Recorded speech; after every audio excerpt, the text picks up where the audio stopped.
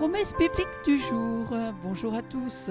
Lisons ensemble Hébreux chapitre 1 versets 1 à 2. Autrefois, Dieu a parlé à nos ancêtres à maintes reprises et de plusieurs manières par les prophètes. Mais maintenant, à la fin des temps, il nous a parlé par son Fils. C'est par lui que Dieu a créé l'univers et c'est à lui qu'il a destiné la propriété de toutes choses. Qu'est-ce que l'Ascension et la Pentecôte? Que célébrons-nous lors des fêtes de l'Ascension et de la Pentecôte?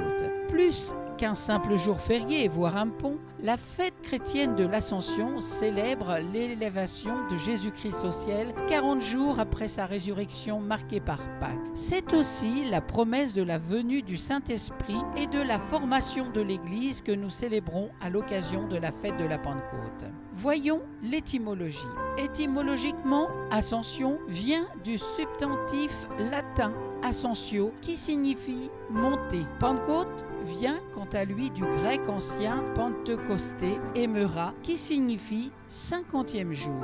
Pentecôte juive, le Shavuot.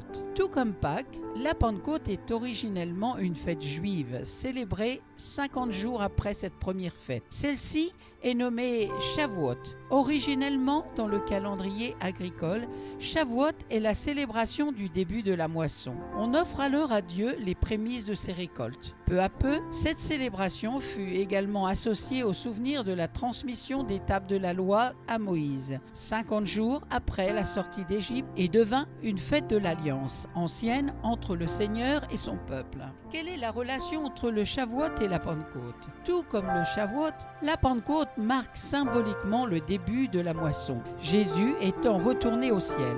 La moisson des âmes par l'évangélisation a commencé. Ce jour, on se souvient également que Jésus, parole faite chair, est venu accomplir la loi. Matthieu chapitre 5 verset 17, reçu par Moïse, nous offrant une nouvelle alliance par son sang. Pentecôte et Ascension dans la Bible. Dès le premier chapitre du livre des Actes des Apôtres, versets 1 à 11, on trouve l'origine des deux fêtes. Théophile, j'ai parlé dans mon premier livre de tout ce que Jésus a commencé de faire et d'enseigner dès le commencement jusqu'au jour où il fut enlevé au ciel, après avoir donné ses ordres par le Saint-Esprit aux apôtres qu'il avait choisis.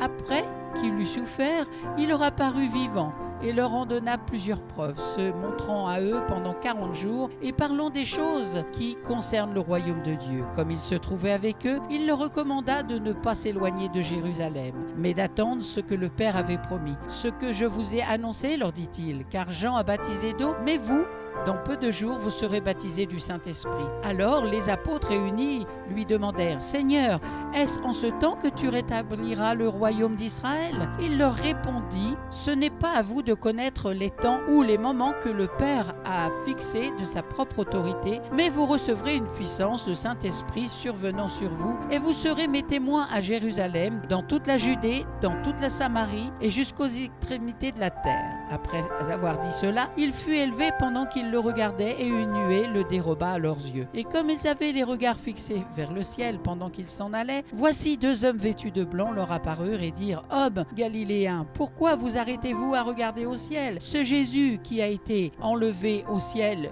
du milieu de vous viendra de la même manière que vous l'avez vu allant au ciel. » On retrouve également le récit de la montée de Jésus vers les cieux dans les évangiles de Luc et de Marc. Le nombre 40 jours après Pâques, la fête de la résurrection, Jésus retourne auprès du Père. Le nombre 40 est récurrent dans la Bible. Il décrit le nombre de jours durant laquelle la pluie est tombée lors du déluge de Noé, que Moïse passe sur le mont Sinaï avant de recevoir l'étape de la loi, ou encore le nombre d'années que passe Israël dans le désert à la sortie de l'Égypte. Dans les évangiles, la tentation du Christ dans le désert dure également 40 jours.